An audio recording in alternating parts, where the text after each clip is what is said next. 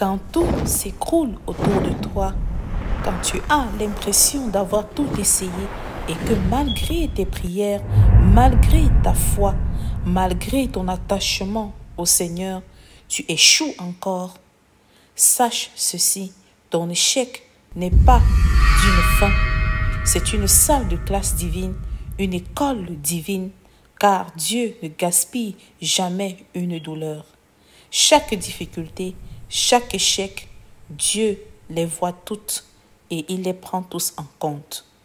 Aujourd'hui, je veux que tu entendes ce que Dieu veut que tu apprennes à travers chacun de tes échecs. Dieu veut t'apprendre à dépendre de lui.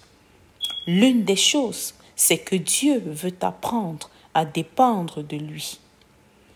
La parole de Dieu dit dans 2 Corinthiens au chapitre 12, verset 9, « Ma grâce te suffit, car ma puissance s'accomplit dans la faiblesse. » Alors, parfois, Dieu permet la chute pour que tu arrêtes de t'appuyer sur toi-même. Tu pensais être fort, assez formé, assez priant, invoquant le Seigneur plus que les autres peut-être, mais l'échec t'a confronté à une vérité. Sans lui, tu ne peux rien faire. Il veut que tu apprennes la dépendance profonde, non pas une fois uniquement ou une fois de surface. Chaque fois que tu échoues, c'est une opportunité de lui dire « Seigneur, reprends le volant de ma vie. Je m'abandonne à toi, car sans toi, je ne suis rien. » L'échec révèle ce qui doit être transformé en toi. L'échec parfois révèle en nous ce que nous devons transformer en nous pour plaire à Dieu. La parole de Dieu dit dans Psaume 139, du verset 23 à 24, « Sonde-moi, ô Dieu, et connais mon cœur. » Ton échec n'est pas toujours causé par l'extérieur ou encore les difficultés de la vie. Souvent, il révèle quelque chose en toi, une peur, une fierté, un attachement, un manque de foi. Et Dieu, dans son amour, utilise cet échec pour te purifier, pour te façonner et même parfois pour te restaurer. C'est un feu qui te transforme, pas pour te brûler, mais pour te libérer, pour te sauver. L'échec te prépare aussi à un appel plus grand. La parole de Dieu dit dans Jacques chapitre 1, du verset 2 au verset 4, « Regardez comme un sujet de joie complète les diverses épreuves. Donc face à certaines épreuves, nous devons plutôt être dans la joie et ne pas se lamenter. » Par exemple, Moïse a fui l'Égypte après un échec cuisant. David a été rejeté. Pierre a régné Jésus. Mais après l'échec, vient l'envoi, ou encore, après l'échec, vient de plus grandes choses. Toutes ces personnes ont été choisies, désignées pour accomplir de grandes choses pour la gloire de Dieu. Donc, ton appel ne s'effonde pas avec des échecs. Au contraire, Dieu les utilise comme des fondations.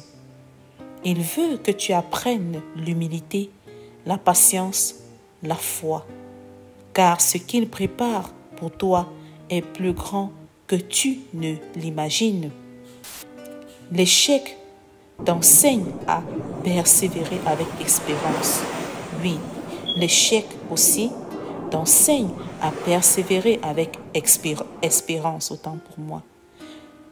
La parole de Dieu dit dans Romains chapitre 5, verset 3 à 5, « L'épreuve produit la persévérance et l'espérance ne trompe point. » Beaucoup abandonnent après un échec, mais toi, Dieu veut que tu te relèves et il t'appelle à apprendre la persévérance.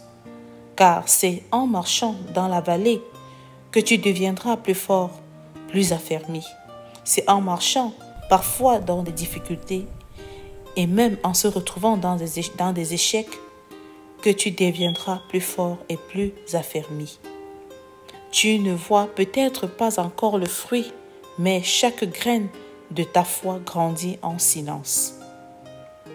Alors, Dieu ne t'a pas abandonné. Dieu ne t'a jamais abandonné et il ne le fera pas. Dieu ne te rejette pas à cause de ton échec. Il t'aime, il t'enseigne, il t'élève.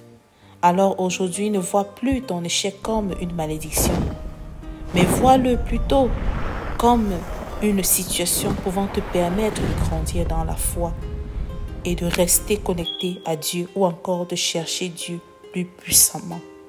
Vois-le comme un entraînement céleste, car ce que Dieu fait en toi dans l'ombre prépare une victoire au grand jour. Alors lève-toi, marche avec lui, apprends, grandis et ne doute jamais de ceci. Même dans l'échec, tu es entre les mains de Dieu. Tu es entre les mains du Dieu Tout-Puissant.